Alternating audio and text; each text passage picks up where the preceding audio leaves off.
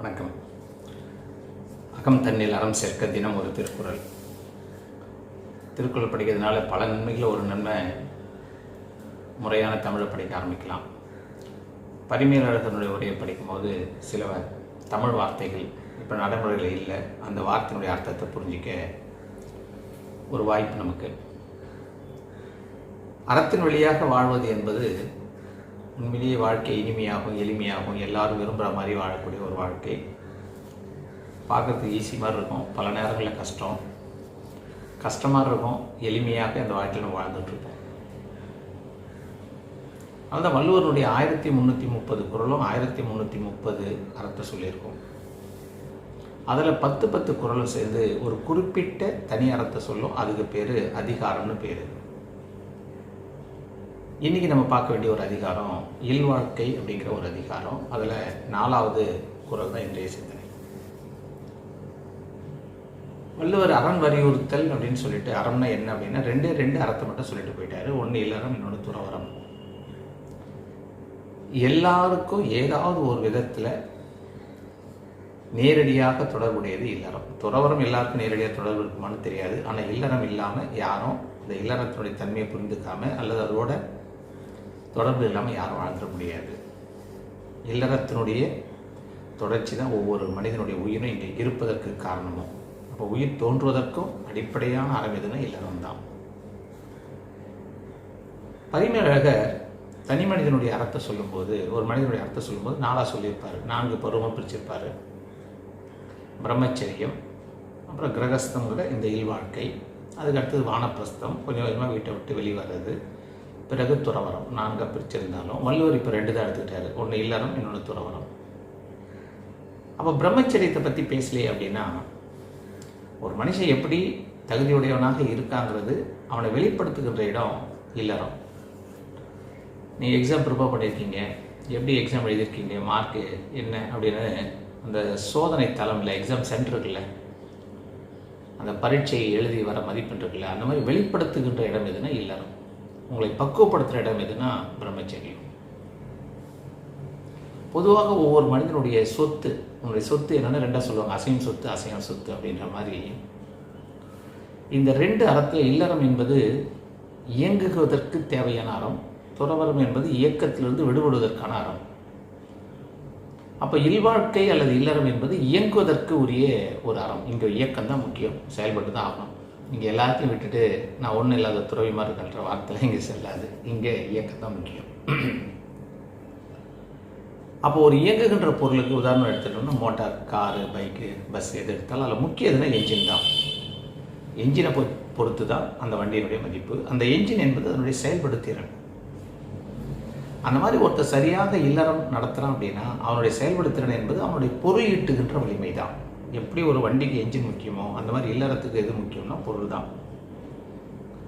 அந்த பொருளை ஈட்டுவதற்கான வழிமுறையெல்லாம் நீங்கள் சரியாக கற்றுக்க வேண்டிய, தெரிஞ்சுக்க வேண்டிய பருவம் தான் பிரம்மச்சரியம். ஒழுக்கத்தின் வழியாக நின்று காக்க வேண்டிய விரதங்களை எல்லாம் காத்து, பெற வேண்டிய அறிவு, நாலேஜ் எல்லாத்தையும் பெற்று பொருள் ஈட்டுகின்ற வழிமுறையனாகவும், எல்லாவற்றையும் புரிந்து கொண்டு அவற்றின் வழியாக தன்னை மாற்றிக்கொள்ளக்கூடியனாகவும், இப்படி உங்களை செதுக்கி செதுக்கி செதுக்கி இல்லறத்துக்கு தேவையானவனாக, பண்புடையவனாக அப்படி உங்களை மாற்றுகின்ற பருவம் எதுனா பிரம்மச்சரியம். அதுதான் பிரம்மச்சரியம் ரொம்ப முக்கியம். அந்த பருவத்தில் ஒருத்தர் சரியாக பக்குவப்படலைன்னா அவன் கண்டிப்பாக இல்லறத்தில் அறத்துக்குரியவனாக வாழ முடியாது. அதனால தான் வள்ளுவர் பிரம்மச்சரியத்தை சொல்லலை. அது சரியாக இருந்தால் தான் இது சரியாக இருக்கும். அதனால் இதை சரியாக ஒருத்தர் இயங்குறான் அப்படின்னா அங்கே அவன் சரியாக பண்பட்டிருக்கான்னு அர்த்தம். அப்போ இல்லறத்துக்கு முக்கியம் என்னென்னா பொருள் ஈட்டுகின்ற வலிமை தான். காரணம் என்னென்னா, இங்கே இல்லறத்தான் யாரும் சுயநலத்தோடு வாழ முடியாது. துறவரம் என்பது முழுக்க சுயநலம் தான், உங்களை நீங்களே பக்குவப்படுத்துவது. இல்லறத்தான் என்பது அவன் மட்டும் இல்லை, அவனை சுற்றி இருக்கோம் எல்லாரையும் பாதுகாக்க வேண்டிய பொறுப்பு அவனுக்கு இருக்கான். மிகப்பெரிய பொறுப்பு. தன்னையும் காத்து தன்னை சுற்றி இருக்கவங்களையும் பார்க்கணுமா. அதை வள்ளுவர் சொல்லியிருப்பார் 11 கடமைன்னு. அதில் சிறப்பாக நீங்கள் ஆழ்ந்து பார்த்தீங்கன்னா என்னென்ன கடமை ரொம்ப முக்கியன்றதை மறுபடியும் இந்த குறளில் சொல்கிறாரு. அப்போ இல்லறங்கிறது இன்னும் தான் சம்பாரித்து தான் வரையும் வாழ்ந்துட்டு போகிறதில்ல. அவன் தான் சம்பாரித்து தான் இல்லை, தன்னை சுற்றி இருக்கிறவங்களாம் வாழ வைக்கணும்னா எவ்வளோ பெரிய தியாக வாழ்க்கை யோசிச்சு பாருங்கள். தன்னையும் பண்படுத்தி தன்னை சுற்றி இருப்பவர்களையெல்லாம் பண்படுத்துவதற்கு உற்ற துணையாக தூண் போல இருக்கணுமா. ஒரு நாட்டினுடைய வளம் என்னென்னா அந்த நாட்டினுடைய பொருளாதாரம் தான். ஒரு குடும்பத்தினுடைய வளம் என்னென்னா அந்த குடும்பத்தில் உள்ள பொருளாதாரம் தான். எப்போது ஒரு பொருளாதாரம் போயிடுச்சுன்னா ஒரு நாட்டினுடைய வளமும் போயிடும், ஒரு வீட்டினுடைய வளமும் போயிடும். இதுக்கு எல்லாம் பொறுப்பியாருன்னா குடும்பத் தலைவர் தான். சம்பாதிக்கிறதுக்கு வக்கு இல்லாதவன் வாழ்வதற்கே தகுதின்னு கூட சொல்லலாம். அப்படிப்பட்ட ஒரு கடுமையான ஒரு கடுஞ்சொல்லுக்கு உரிய ஒரு இடம் எதுனா இல்லறம் தான். இங்கே என்ன முக்கியம் என்னென்னா பொருளாதாரம் தான். அதுவும் பணத்தை முறையாக ஈட்டணும், பழியஞ்சி ஈட்டணுமா. சில பேர் பணமே நான் ஈட்டாமல் பெரிய துறவி மாதிரி பேசிகிட்டு இருப்பான். அவெல்லாம் இல்வாழ்வான் என்று சொல்வதற்கு என்ன சொல்லப்படுவதற்கு எந்த தகுதி இல்லாதவன். வாலியினுடைய வாதம்னு சொல்லுவாங்க. வாலி ராமர்களை பேசும்போது அவனுடைய குறையெல்லாம் பற்றி கேட்டால் அவன் என்ன சொல்லுவான், நான் குரங்கு, எங்களுக்கு அதெல்லாம் அந்த கட்டுப்பாடு இல்லாமல். ஆனால் அவன் கேட்குற கேள்வி இல்லைன்னா மிகப்பெரிய சான்றோன் ஞானி ஆன்றோர் மாதிரி கேள்வி கேட்பான். ஆனால் தப்பு செஞ்சேன், ஏட்ட தப்பு செஞ்சேன்னு கேட்டால் நான் குரங்கும்மா. அந்த மாதிரி தான் நிறைய பேர். இல்லறத்தில் வாழ்வதற்கு என்னடா வேணும்னா பொருள் ஈட்டணும். பொருள் ஈட்டலி அப்படின்னா இல்லை எனக்கு பொருள் மேலே பெரிய பற்று இல்லைன்னு பெரிய துறவி மாதிரி பேசுவான். இந்த சமுதாயத்தில் நீ பிறக்கும்போது சாதாரண அளவோட பிறக்கலாம். ஆனால் இறக்கும்போது இந்த சமுதாயம் உன்னை எப்படி பார்க்கணும்னா மிகப்பெரிய போராளியாக, கடுமையாக உழைத்தவனாக, சமுதாயத்தின் மீது பற்றுள்ளவனாக, இவற்றுக்கெல்லாம் தேவையான மிகச்சிறந்த பொருள் தேடியாக அவன் போராடி ஜெயிச்சான்ற ஒரு வார்த்தை தான் இங்கே இல்லறத்தானுக்குரிய அடையாளம். அப்போ இல்லறத்தானா பணம் எப்படியாவது போராடி அந்த பணத்தை பெறணும், அதுவும் முறைப்படி பெறணும். அப்போ பணத்தை முறைப்படி பெறுவதற்கு உங்களை தகுதியுடையவனாக மாற்றுகின்ற பருவம் தான் பிரம்மச்சரியம். அதனால தான் பெற்றோர்கள்லாம் சேர்ந்து குழந்தைகளை நல்ல ஸ்கூலில் படிக்க வைக்கிறாங்க, நல்ல படிப்பை தேர்ந்தெடுத்து கொடுக்குறாங்க. நல்ல சூழலில் பையனை நல்ல ஸ்கூலில் எடுத்து சேர்க்கறதுக்கு நல்ல சூழல், நல்ல தொடர்பு. காரணம் என்னென்னா அவன் வலிமையானவனாக பணம் சம்பாதிக்க திறனுடனாக வரணும். பணமே சம்பாதிக்க மாட்டேன், சும்மா வலிமை இல்லாமல் ஒரு ஞானி மாதிரி வந்து என்னென்னா எந்த அப்பாவும் ஏற்றுக்க மாட்டான். அவன் இல்லறத்தானுக்கு தகுதியே இல்லாதவன் ஆகிடும். அப்போ இல்லறத்தானுடைய அடிப்படை என்னென்னா ஒரு வண்டிக்கு என்ஜின்னா இங்கே இல்லறத்தானுக்கு அடிப்படை பொருள் தான். இப்போ அதை வள்ளுவர் சொல்கிறாரு 44வது குறளில். ஒருவேளை துறவி இருந்தால் என்ன சார் அப்படின்னா அது அசையா சொத்து மாதிரி. ஒரு நிலத்தினுடைய சிறப்பு என்னென்னா நிலத்தை பண்படுத்தி வச்சுட்டா போதும். நிலத்தில் எதுவும் களையோ தேவையில்லாத விளையாது களையெல்லாம் எடுத்து அப்படியே நீங்கள் பண்படுத்தி அந்த நிலத்தை மட்டும் வச்சுட்டா போதும். அதுக்கு எந்த விதமான பக்கத்தில் மற்றவங்களோட எந்த தொடர்பு எதுவுமே இல்லை. தனிமைப்படுத்திட்டு அதை மட்டும் சரியாக பார்த்துட்டா போதும். அது துறவு வாழ்க்கை. ஆனால் எல்லாரும் அப்படி கிடையாது. நீங்கள் எல்லாரோடும் இயங்கணும், உரசல்லாம் வரும். மிகப்பெரிய போராளி, பொருள் சேர்க்கறது அவ்வளோ ஈஸி இல்லை, மிகப்பெரிய போர் தான். பொருளாதாரம்னாலே போரின் மூலமாக ஈட்டுவது போல் அப்படி மிகப்பெரிய போராளியாக மாறி, அதுவும் எப்படி தனக்கு மட்டும் இல்லாமல் தன் சூழலுக்காகவும் ஒரு பெரிய தலைவனாக, குடும்ப தலைவன் அப்படின்னா ஒரு நாட்டுடைய தலைவன் மாதிரி, ஒரு படையினுடைய வீரன் மாதிரி. அப்போ ஒரு குடும்பத் தலைவனுக்கு என்னென்னா பொருள் ஈட்டுவதற்காக அவ்வளோ பெரிய போர் செய்ய வேண்டிய அளவு இருக்கான். போர்னு சொன்னால் கூட கம்மி, அதை விட வலிமையான வார்த்தை தான் ஏதாவது யோசிச்சு பாருங்கள். அவ்வளோ பெரிய பொறுப்பு இல்லறத்தில் குடும்பத் தலைவனுக்கு இருக்குது. ஆனால் பொருள் ஈட்டணும், அது அறத்தின் வழியாக ஈட்டணுமா, எவ்வளோ கஷ்டம் யோசிச்சு பாருங்கள். அதை சொல்வது தான் இந்த 44வது குறள். பழியஞ்சி பாத்தூன் உடைத்து ஆயின் வாழ்க்கை வழி எஞ்சல் எஞ்சாற்றும் இல். சாதாரண இந்த வார்த்தை, இந்த குறள் என்ன சொல்லுங்க சார் அப்படின்னா, பழியே இல்லாத கரெக்டாக பணம் சம்பாதிச்சு யாராருக்கு கொடுக்கணுமோ சரியாக பகுத்து, யாரெல்லாம் பாதுகாக்கணும் அவங்களாம் பகுத்து எல்லாருக்கும் கொடுத்து அப்படி வாழ்கின்ற ஒரு இல்வாழ்க்கையினுடைய அந்த வாழ்க்கை நெறி இந்த உலகம் இருக்க வரைக்கும் இருக்குமா.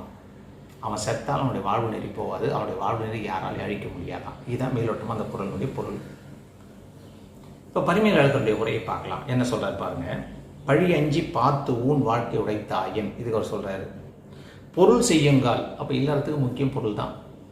அதில் மாறுபட்ட கருத்தை கிடையாது. நான் பணம் சம்பாதிக்க மாட்டேன், பணம் சம்பாதிக்கிறதுனால எனக்கு விருப்பம் இல்லை, நான் முற்றம் துறந்த முனிவன் ஞானி இதெல்லாம் பேசுகிறேன்னா வாலியினுடைய விளங்காத வாதம் தான் அது. வாலியின் வாதம் இல்லை, வாலியின் விளங்காத வாதம்.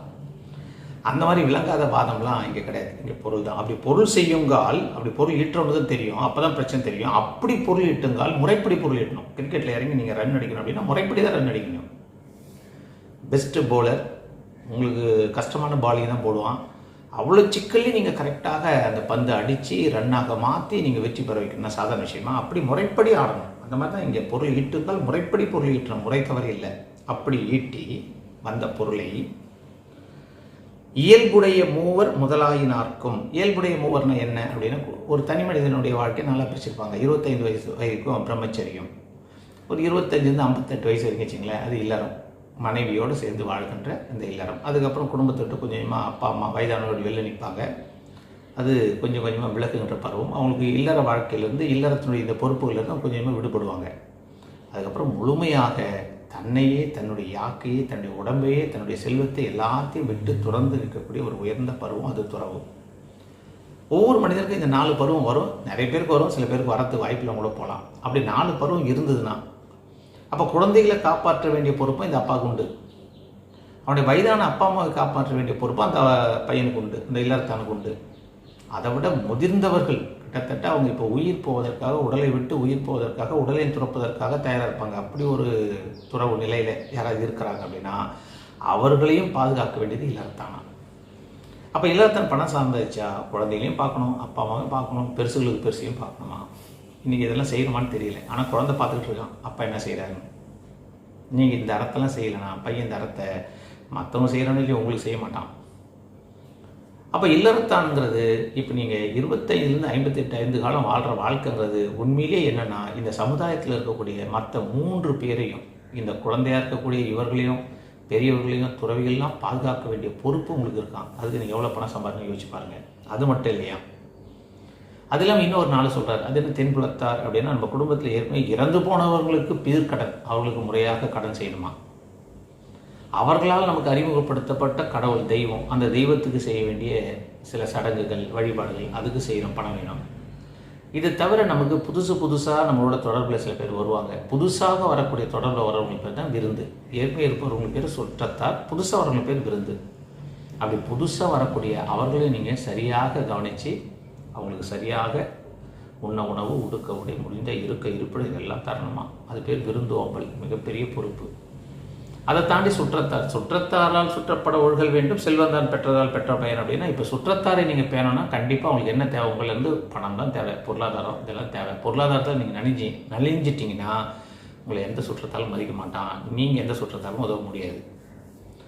அதுக்கப்புறம் தான் நீங்கள் இப்படி பழி அஞ்சி சரியான முறையில் பொருளீட்டி இவர்களையெல்லாம் பாதுகாத்து அப்படி வாழக்கூடிய அந்த இல்வாழ்க்கை என்பது என்னடா அப்படின்னா இந்த உலகம் இருக்க வரைக்கும் அவன் வாழ்ந்த அந்த வாழ்க்கையினுடைய சிறப்பு நிற்கும், அதை எவனாலையும் அழிக்க முடியாதான். வள்ளுவர் சொல்கிறார் பாருங்க, அந்த வாழ்க்கை அதான வாழ்க்கை, அதுதான்ப்பா வாழ்க்கை அப்படின்னு அப்படி நிற்குமா மனசில்.